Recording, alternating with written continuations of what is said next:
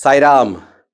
On cold wintry mornings like this, I often remember the Novembers and Decembers that we would spend in Swami's presence. It would be the time for the Convocation Drama and the sports meet that would happen in January, and we would be preparing for it, and we would often be dressed like this. So, many lessons Swami would teach us through the Convocation Drama and the sports meet. I recollect my first ever sports meet. It was in the year 1999, the January 11th.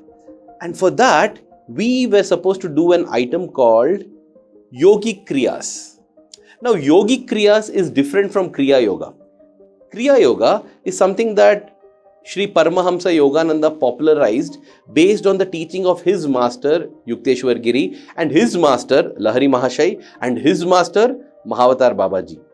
But Yogic Kriya is different yogic practices that help us maintain a good physical body and a mental body. This is to ensure that the physical and mental body do not come in the way of our spiritual progress. In fact, Shirdi Baba used to practice one yogic kriya called dhauti. Dhauti is the process of cleaning the stomach and the digestive system, and how it is traditionally done is a cloth which is about 3 inches wide and 22 feet long is swallowed and then kept in the stomach and intestines for a couple of hours. Then the cloth is pulled out and all the dirt in the digestive system is cleaned and the cloth can be cleaned. But the way Shirdi Baba used to do it is very unique. It is said that people have observed him walking to a banyan tree which is at a distance from the masjid where he stayed, and at a well there, he would first wash his mouth, have a bath, and after that, he would remove his intestines outside, wash them and hang them on the jamb tree and later swallow them back. Well, that only God does. But well, this is what Yogic Kriya is all about, cleaning the physical and mental body. And that year for sports meet, we were going to do Yogic Kriyas, and I was very excited because this was my first year as Swami student in the hostel. And I was going to learn something so magnificently spiritual. Little did I realize that we were going to be in for a big disappointment.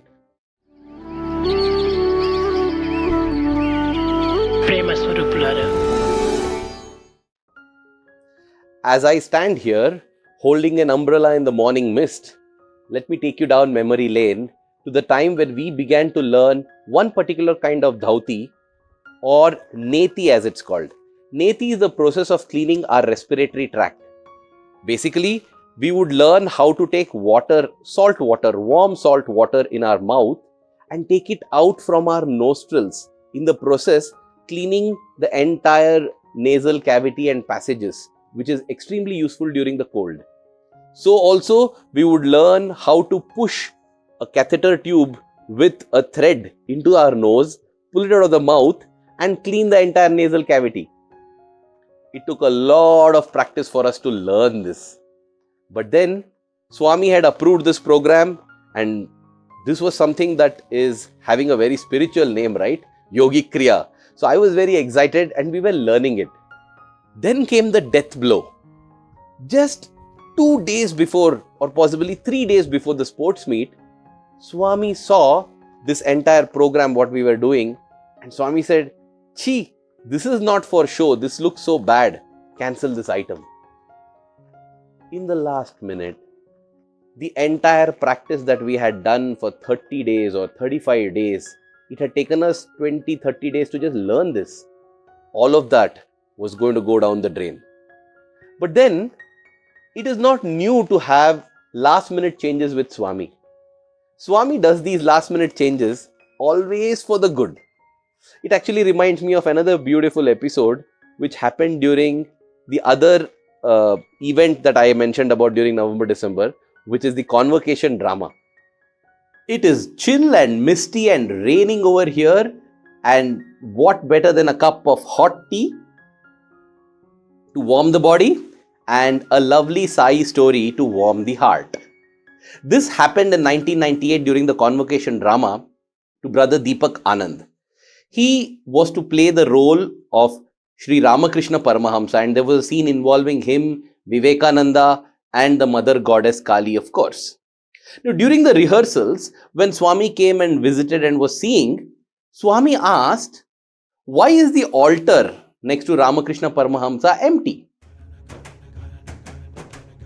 Now, they said, no Swami, we will be getting Mother Kali. Swami went inside. He came out with an idol of Krishna and he said, put Lord Krishna there and continue the drama. Now they thought that this was only a standby. So the next day, an idol of goddess Kali was procured, which is very difficult actually in South India, not very easy to get idols of goddess Kali. But that idol was procured, and when it was brought, Swami said, no, keep Krishna. Now imagine, it looked as if Swami has got it confused. It's Rama Krishna doesn't mean he is a devotee of Rama or Krishna. He is a devotee of goddess Kali. And how can we keep Krishna? But Swami was adamant. He said, let it be Krishna. Not only that, they also tried whether they could replace that idol with a smaller idol of Krishna so that people in the audience, when the drama is done, right, do not see it. But no, Swami was not ready to change that as well.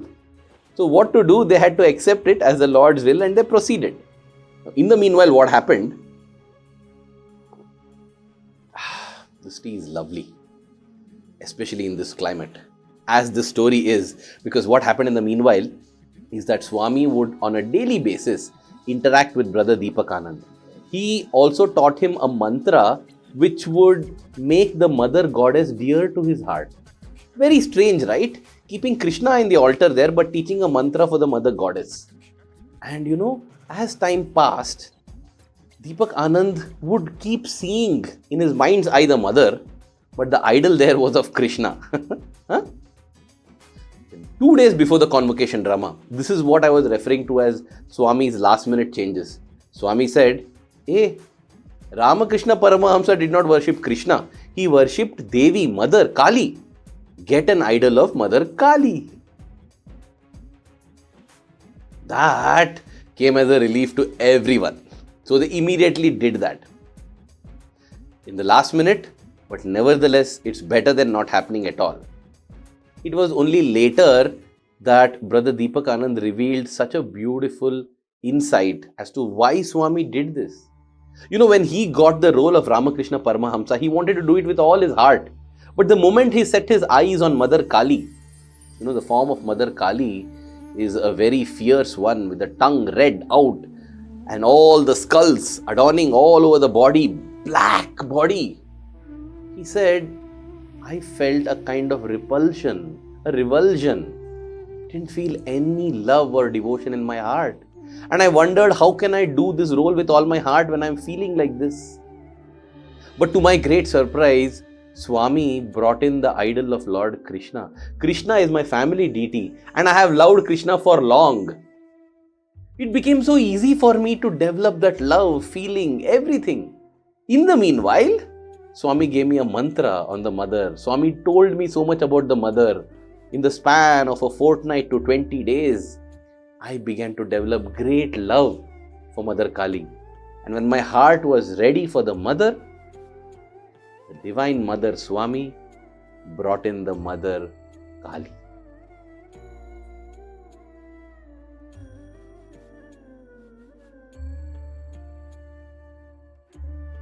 So you see, whenever Swami seems to do something at the last minute, it is not that it's at the last minute.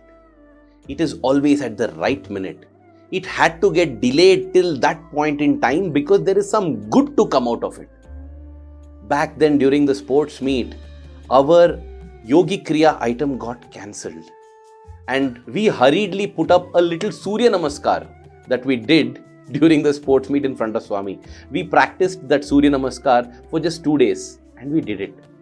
And I was feeling, oh Swami, this thing that I learned for 30 days has all gone in waste. Now, every time winter comes, my body is highly susceptible to cold. My nose, my sinuses, everything get blocked. At that time, you have no idea, dear brothers and sisters, how this Yogi Kriya helps. I am able to do this.